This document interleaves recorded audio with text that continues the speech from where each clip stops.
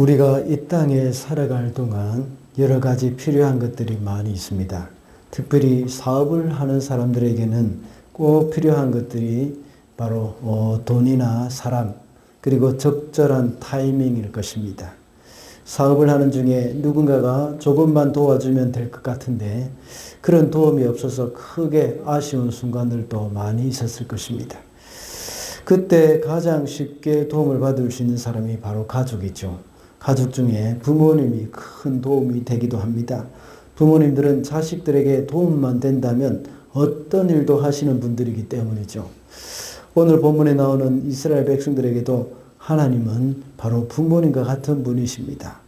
이스라엘 백성들이 고국으로 돌아가서 살아가고 또 하나님을 섬기는 일에 필요한 모든 것을 풍성하게 공급해 주시는 것을 볼 수 있습니다.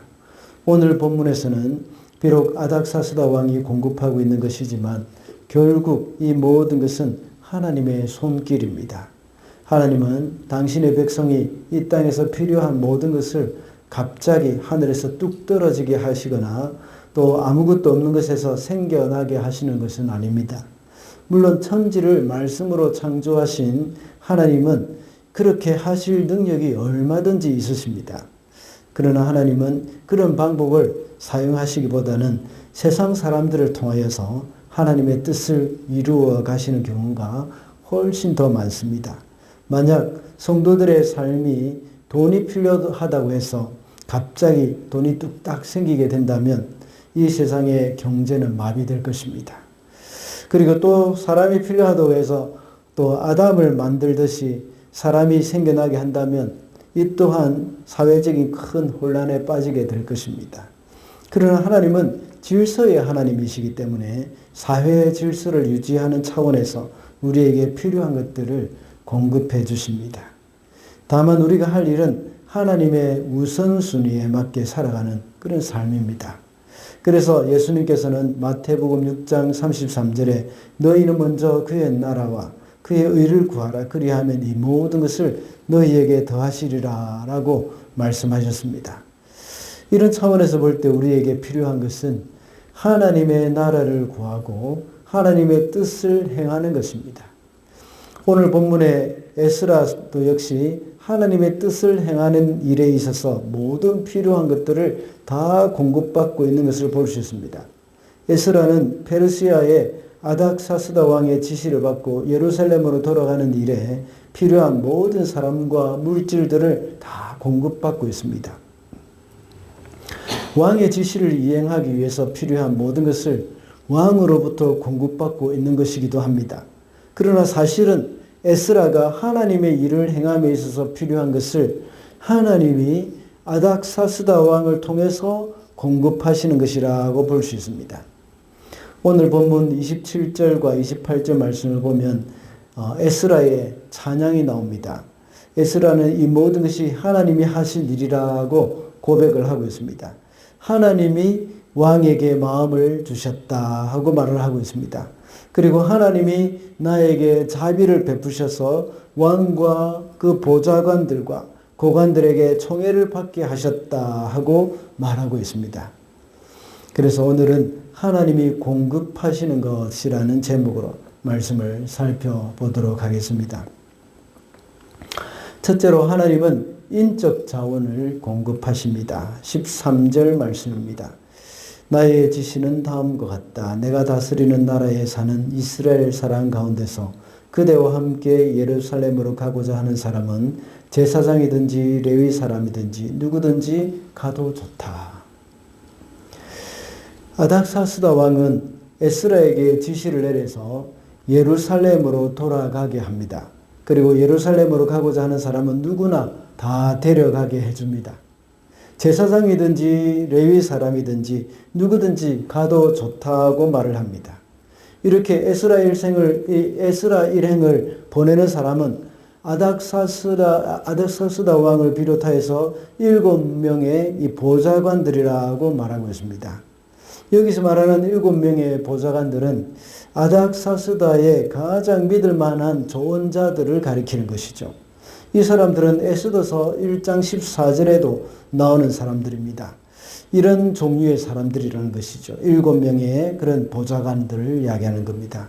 지금 우리가 보고 있는 에스라 7장의 그 시대적 배경은 바로 아하수에로 왕 다음의 이야기입니다. 아하수에로 왕 때에 에스더 이야기가 나오죠. 그때에 오늘 본문에 나오는 7명의 보좌관들은 과거에 아하수에로 왕의 왕후 와스디를 폐위하고 새로운 왕후를 선택해야 한다는 조언을 했던 사람입니다. 그래서 와스디가 폐위가 되고 에스더가 이제 새로운 왕후가 되어진 것이죠. 이 사람들과 함께 아닥사스다 왕, 그 다음에 보면 왕인데 아닥사스다 왕이 에스라를 파송했다는 것입니다. 7명의 보좌관들과 함께. 다시 말하자면 에스라가 페르시아 제국의 국가 정책을 전반적으로 다 이끌어가는 그 사람들에 의해서 파송이 되었다는 사실을 여기서 강조하고 있는 겁니다. 그러나 에스라와 그를 도울 수 있는 사람을 보내는 것은 아닥사스다와 7명의 보좌관들이긴 하지만 하나님의 섭리의 관점에서 볼 때에 결국은 하나님이 이들을 보내는 것입니다. 하나님이 왕의 마음을 움직여 주셨기 때문에 하나님은 왕들과 7명의 보좌관들은 에스라와 그 많은 사람들을 예루살렘으로 다시 돌려보내는 것이죠. 하나님은 에스라가 예루살렘으로 돌아가는 일에 있어서 혼자 이 일을 감당하게 내버려 두지 않으신 것입니다. 누구든지 가고자 하는 사람들은 다 갈 수 있도록 했습니다. 이 사건이 바로 예루살렘 포로 2차 귀환이었죠. 이 시점은 1차 귀환이 이루어진 후에 80년이 지난 다음이었습니다. 귀환한 사람들의 수는 그렇게 많지는 않습니다. 1차 포로 귀환 때는 스룹바벨과 함께 돌아온 사람들이 49,897명, 그만큼 되었습니다. 그리고 에스라 8장 1절부터 14절에 보면 전체 명단이 다 나오는데 2차 포로 귀환은 1,755명에 불과했습니다. 에스라와 함께 온 사람들은 지극히 소수에 불과하다는 것을 알 수가 있습니다. 그런데 이 사람들은 비록 소수에 불과하지만 굉장한 헌신자들이라고 할 수 있습니다. 1차 포로 귀환이 끝난 후 80년이 지났습니다. 그렇다면 이 사람은 모두가 바벨론에서 태어나고 거기서 자란 사람들이죠. 자기들의 고향은 사실은 예루살렘이 아니고 바벨론이라고 할 수 있습니다. 거기서 태어나고 거기서 자라고 거기서 공부하고 거기서 일하다가 온 사람들입니다. 그렇다면 당연히 바벨론이 그곳이 또 바사왕국이 그것이 바로 이 이스라엘 사람들 지금 오는 사람들 1755명의 그 사람들의 고향이라는 것입니다. 바벨론의 뛰어난 문명 또 편리한 문화 거기에 젖어 있던 사람들입니다. 그런 사람들이 낙후되어 있는 예루살렘으로 돌아오고자 하는 이유가 없는 것입니다. 오늘날 또 이렇게 문명이 발달된 사회에서도 사람들은 해밀턴보다 좀 더 큰 도시인 오클랜드로 가고자 하는 그런 사람들이 참 많지 않습니까? 그리고 한국에서도 역시 지방보다는 수도권을 더 선호합니다. 왜냐하면 많은 기회가 있고 또 문화시설도 참 좋기 때문에 거기서 삶의 질을 조금이라도 더 나은 곳으로 선호하는 것이기 때문입니다. 그런데 에스라와 함께 예루살렘으로 돌아온 1755명의 사람들은 하나님의 나라를 사모하고 하나님의 뜻에 헌신된 사람들이라는 것을 우리는 잘 알 수가 있습니다. 비유로 하자면 편리하고 익숙한 문화의 삶, 자신의 문화의 삶을 뒤로하고 하나님 나라의 건설을 위해서 선교지로 떠나는 사람들과 같은 것이죠. 이런 사람들의 헌신을 우리는 결코 무시할 수는 없습니다. 1755명이라고 적은 숫자라고 해서 무시해서는 안 됩니다. 5만 명에 가까웠던 1차 포로 귀환의 숫자에 비하면 정말 터무니없이 적은 인원이었습니다. 그러나 하나님이 에스라에게 붙여주신 사람은 바로 이런 1755명의 선교사들이라는 것을 우리는 생각하면 되겠습니다. 하나님의 나라를 위해서 목숨까지도 내어놓을 수 있는 최정예 부대입니다. 하나님은 에스라에게 이런 사람들을 붙여주셨습니다. 이 얼마나 훌륭한 인적 자원입니까? 하나님의 나라를 이루어가고 하나님의 일을 하는 데 있어서 많은 사람이 필요한 것이 아닙니다. 하나님의 나라를 위해서 헌신된 소수만 있으면 됩니다. 이런 사람들이 예루살렘에 돌아가서 헌신했을 때 놀라운 부흥이 일어났지 않습니까? 몇 주 전에 우리가 주일 예배 때 살펴봤던 것처럼 그들은 하나님의 말씀을 읽고 죄를 발견하고 큰 회개의 역사가 일어났습니다. 그리고 그 죄를 잘라내는 엄청난 결단을 했던 사람들입니다. 이렇게 해서 그 땅 가운데 이 소수의 사람으로 인해서 온 땅에 부흥이 일어났던 것입니다. 이것은 많은 수의 사람이 가서 그런 것이 아닙니다. 하나님의 꿈과 하나님의 비전에 젖어 있는 그런 소수의 사람들을 통해서 이루어진 일이죠. 문제는 숫자가 아닙니다. 헌신된 사람입니다. 지금도 선교지를 보면 하나님의 나라를 위해서 헌신된 소수의 선교사들을 통해서 그 땅 가운데 하나님의 나라가 이루어져 가고 있는 것을 우리가 볼 수 있지 않습니까? 한국의 초대 교회사를 볼 때도 역시 몇 안 되는 선교사님들이 조선 땅에 와서 그 변화시켜 놓는 것을 우리가 잘 알 수 있지 않습니까? 하나님이 우리에게 공급하시는 것은 바로 이런 헌신된 인적 자원입니다. 여러분 가운데 능력이 없고 이 재능이 없는 것은 그렇게 중요하지 않습니다. 학위가 없고 돈이 없다고 낙심할 필요가 없습니다. 중요한 것은 바로 이런 헌신된 마음이 필요합니다. 하나님의 역사는 바로 이런 헌신된 사람을 통해서 이루어지기 때문입니다. 둘째로 하나님은 물적 자원을 공급하십니다. 22절입니다. 은은 100달란트까지, 밀은 100고르까지, 포도주는 100밭까지, 기름은 100밭까지 주고 소금은 제한 없이 주도록 하여라. 제가 22절까지만 읽었지만 사실은 오늘 본문 15절부터 방금 읽은 22절까지 말씀은 아닥사스다 왕이 에스라에게 공급해주는 물질에 대해서 기록을 해놓고 있습니다. 22절에 기록해 놓은 것을 우리가 지금 사용하고 있는 도량형으로 계산을 해보겠습니다. 보시면 은은 3,400kg입니다. 은이 3,400kg입니다. 밀이 22,000리터입니다. 그리고 포도주와 기름이 각각 2,200리터가 됩니다. 그리고 소금은 무제한입니다. 특히 소금은 그때 당시 이제 공무원이나 군인들의 임금으로 인건비로 이렇게 주었던 아주 중요한 것이었습니다. 이 소금은 상한선 없이 원하는 대로 주라고 말을 하고 있습니다. 이것들은 강서편 재무관들에게 지시한 것이라고 했습니다. 그 외에도 15절부터의 내용을 보면 더 많이 있습니다. 15절은 아닥사스다 왕과 그의 보좌관들이 기쁨으로 하나님께 헌금을 드린다고 말하고 있습니다. 바벨로니아의 모든 지방에서도 역시 은과 금을 가져가라고 말을 합니다. 또한 하나님께 바칠 그릇도 제공해 줍니다. 그래서 성전에서 예배 드릴 때 사용하라고 말을 하죠. 그리고 그 밖에 쓰이는 것은 국고에서 공급하도록 하라고 지시를 합니다. 무엇이든지 에스라가 요청하는 것은 얼마든지 줄 수 있도록 명령을 하고 있습니다. 하나님은 이 모든 것을 페르시아 왕 아닥사스다를 통해서 공급해 주고 계십니다. 이 모든 물적 자원은 결코 적은 분량이 아닙니다. 아닥사스다 왕이 이처럼 많은 예물을 제국으로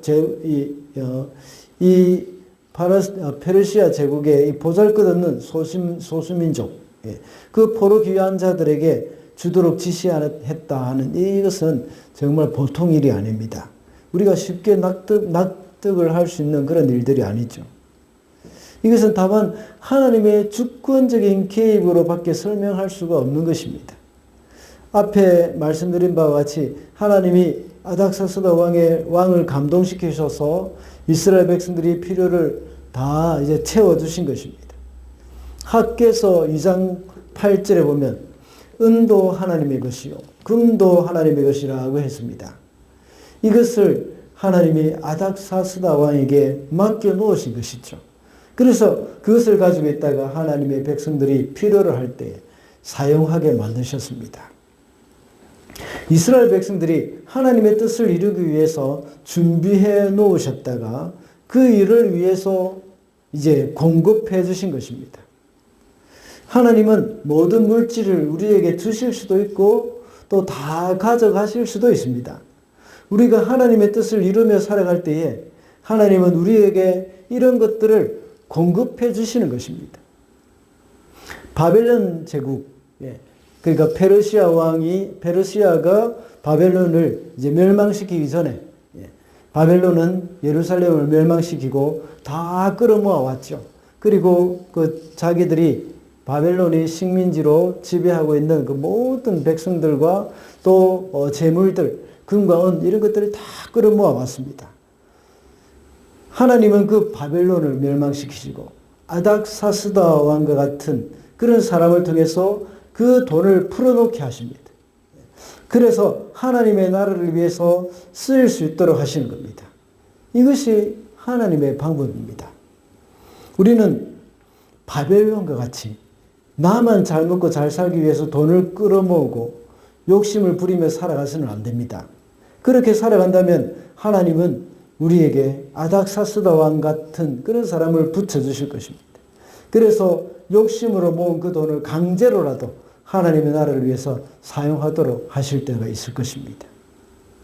그러므로 우리는 하나님이 강제로 집행하시기 전에 우리의 삶의 목표를 항상 주님의 나라와 주님의 뜻을 이루는 일을 위해서 살아가도록 늘 힘을 써야 합니다. 또한 반대로 우리가 하나님의 일을 위해서 물적 자원이 필요하다면 하나님께 구해야 합니다. 하나님은 우리의 필요를 채워주실 것입니다. 요즘은 참 불경기라서 각 가정마다 경제적으로 많은 어려움이 있을 것입니다. 특히 또 은행 빚으로 주택을 구입하신 분들은 정말 쉽지 않을 것입니다. 지난 코로나가 한창일 때 비교해보면 은행 이자가 몇 배나 올랐을 것입니다. 그래서 더 많이 일을 해야 하는 분들도 있을 것입니다. 그러나 우리는 돈에 끌려다니거나 돈을 쫓아다녀서는 안 됩니다. 그렇다고 해서 일을 할 필요가 없다는 말은 아닙니다. 제가 항상 말씀드리는 바와 같이 우리의 목적이 무엇이냐 이것이 문제입니다. 이것을 바로 하고 경제활동을 해야 합니다. 혹시 여러분 가정에서 재정적인 궁핍함이 있습니까? 그렇다면 이것이 하나님이 이것을 훈련시키신다고 생각을 하셔야 합니다. 재정의 훈련은 다른 것 없습니다. 내가 돈에 끌려다니지 않고 하나님의 뜻과 하나님의 나라가 우선인 삶을 살아가는 것. 그것이 바로 재정을 통해서 배워야 하는 그런 훈련입니다. 항상 우리에게 이 재정이 어렵다고 생각할 때 이것을 먼저 생각을 해야 합니다. 나의 우선순위가 어디인가. 그래서 돈 걱정이 된다면 하나님이 나에게 이 훈련을 시키시는구나 하고 생각을 하시면 됩니다. 그래서 내 마음의 중심에 돈이 아니라 하나님의 뜻과 하나님의 나라가 우선순위로 세워지도록 힘을 써야 합니다. 돈 자체가 목적이 되어서는 안 된다는 말입니다. 우리가 비즈니스를 하든지 아르바이트를 하든지 하나님의 뜻을 이루고 하나님의 나라를 위해서 해야 한다는 것입니다. 같은 일을 하더라도 그 목적이 무엇이냐, 그것이 항상 중요하다는 사실 우리는 기억을 해야 합니다. 사람은 겉으로 드러나는 행위 자체만 생각하다 보면 자꾸만 우리의 목적을 잊어버릴 때가 많습니다. 돈을 버는 것이 목적이 되어버린다면 사람이 눈에 보이지 않습니다. 사람은 수단에 불과하게 생각하게 되어집니다. 그러나 하나님의 뜻을 이루고 하나님의 나라가 목적이라면 사람을 사랑하는 마음이 생기고 어려운 처지에 있는 사람들이 눈에 보이기 시작하는 겁니다. 그리고 한 푼이라도 손해보지 않으려고 싸우는 일도 없을 것입니다. 거저 베풀고 사랑하고 양보하는 마음이 생기게 됩니다. 그렇게 하다 보면 하나님이 우리에게 필요한 물질들을 공급해 주실 것입니다. 그러므로 하나님의 물질적인 자원은 하나님의 뜻을 이루기 위한 우리의 목적을 성취시켜가는 그러한 도구에 불과하는 겁니다. 오늘 본문에서 하나님은 페르시아 제국의 왕을 통해서 이 하나님의 나라를 세우는 일에 물적 자원을 공급해 주셨습니다.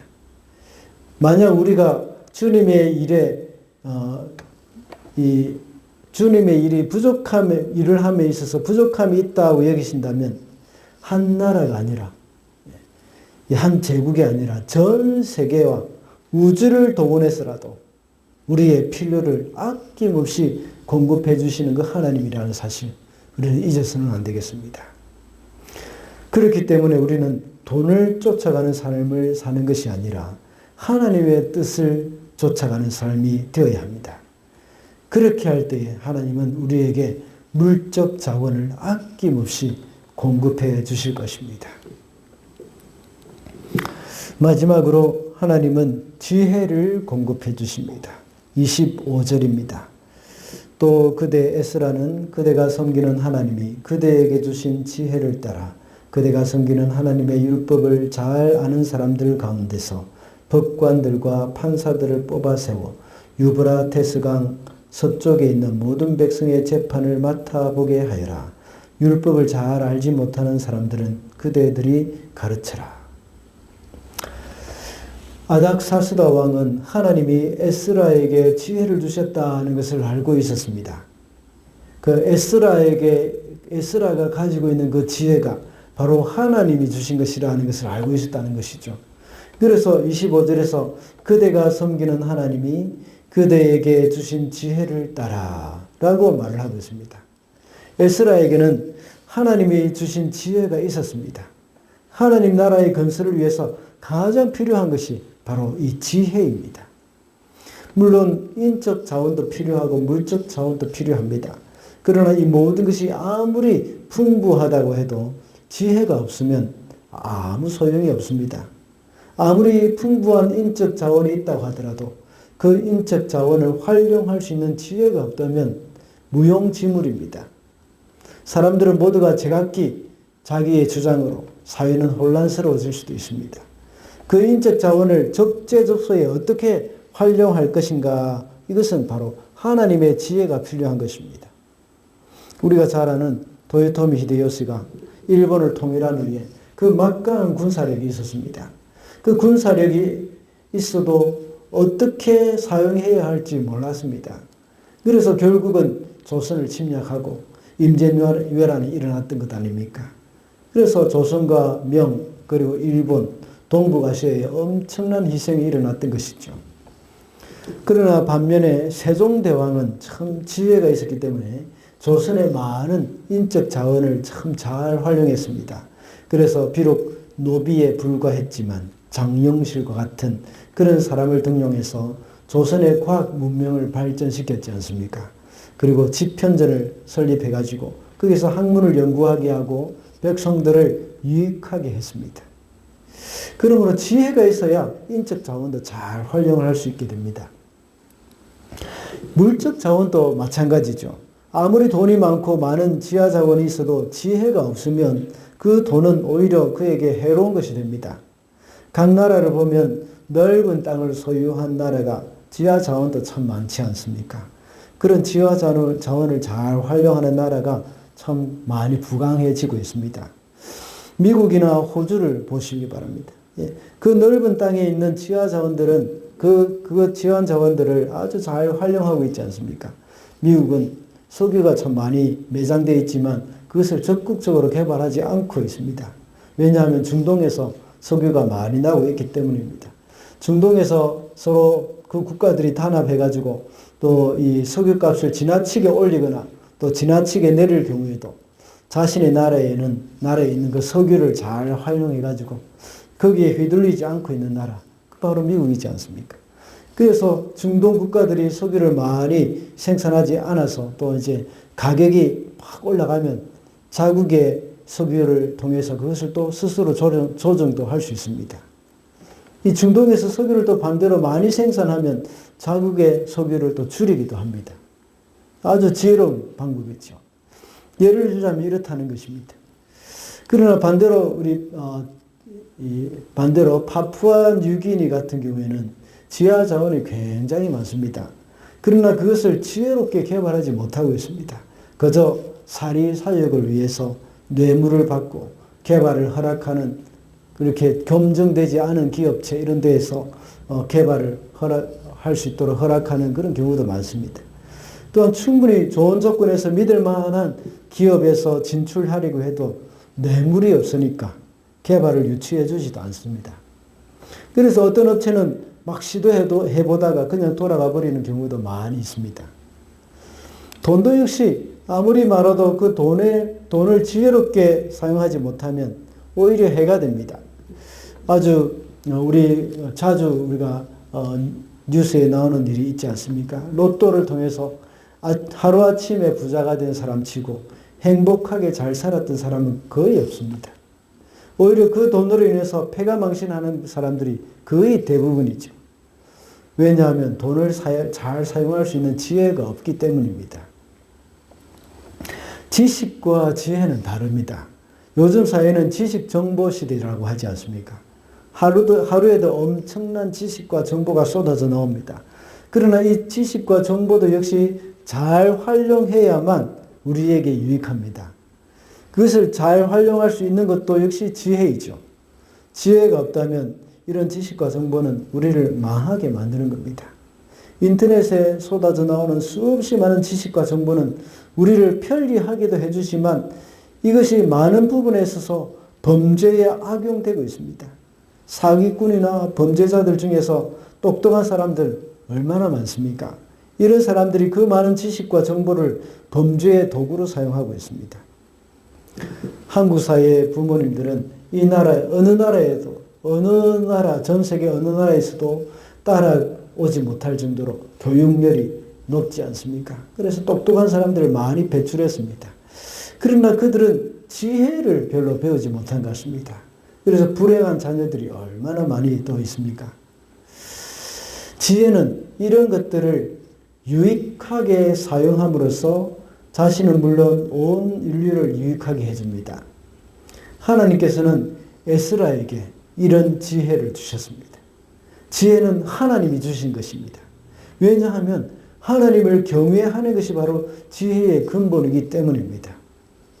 인간은 근본적으로 죄성이 있기 때문에 그 마음에 하나님을 두려워하는 마음이 없으면 자신이 가지고 있는 장점이 오히려 이기적으로 사용되어지고 파괴적인 것으로 변하기가 쉽습니다. 그래서 하나님이 주신 많은 자원들을 자기 자신만을 위해서 사용하기도 하고 쾌락을 추구하는 데 사용하기도 합니다. 그리고 더 나아가서 남을 해치는 일에 사용을 하기도 하는 겁니다. 그러므로 우리에게 필요한 것은 풍요로움이 아닙니다. 많은 세상 사람들은 풍요로움을 추구하고 있습니다. 세상의 방법대로 우리가 따라간다면 우리는 이 땅의 빛과 소금의 역할들을 할 수가 없습니다. 세상 사람들은 세상의 방법대로 돈을 벌고 세상의 방법대로 돈을 사용하고 있습니다. 그러나 교회는 그렇게 하면 안 되죠. 하나님을 경외하는 마음이 있어야 합니다. 하나님을 경외하는 마음이 있고 지혜가 있는 사람들은 풍요로움이 득이 되는 것이죠. 그렇지 않으면 그 풍요로움은 해가 되고 마는 것입니다. 그렇다면 우리는 어떻게 하면 이 지혜를 얻을 수 있을까요? 야고보서 1장 5절의 말씀을 읽어보겠습니다. 여러분 가운데 누구든지 지혜가 부족하거든 모든 사람에게 아낌없이 주시고 나무라지 않으시는 하나님께 구하십시오. 그리하면 받을 것입니다. 지혜를 얻기 위해서는 하나님께 구해야 합니다. 솔로몬은 하나님께 백성들의 송사를 듣고 분별할 수 있는 지혜를 구했습니다. 그러니 그 기도를 하나님이 아주 기뻐하셔서 지혜뿐만 아니라 부와 명예도 주셨습니다. 왜 그럴까요?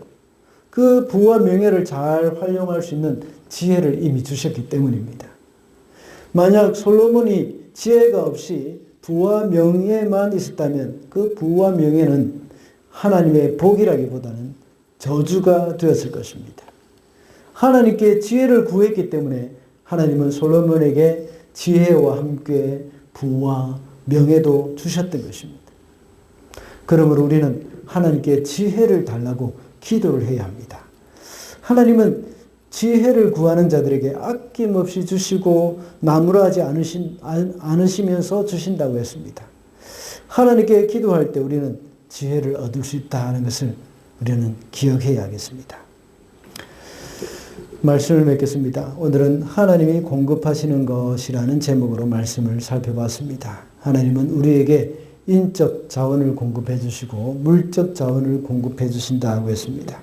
그리고 하나님은 우리에게 지혜를 공급해 주시는 분이라고 했습니다. 우리가 하나님 나라와 하나님의 뜻을 이루는 삶을 살 때 하나님은 우리에게 이 모든 것을 다 공급해 주실 줄로 믿습니다. 삶의 모든 우선순위가 바로 하나님의 나라와 하나님의 뜻을 이루어가는 것이 되는 저와 여러분이 되시기를 바랍니다.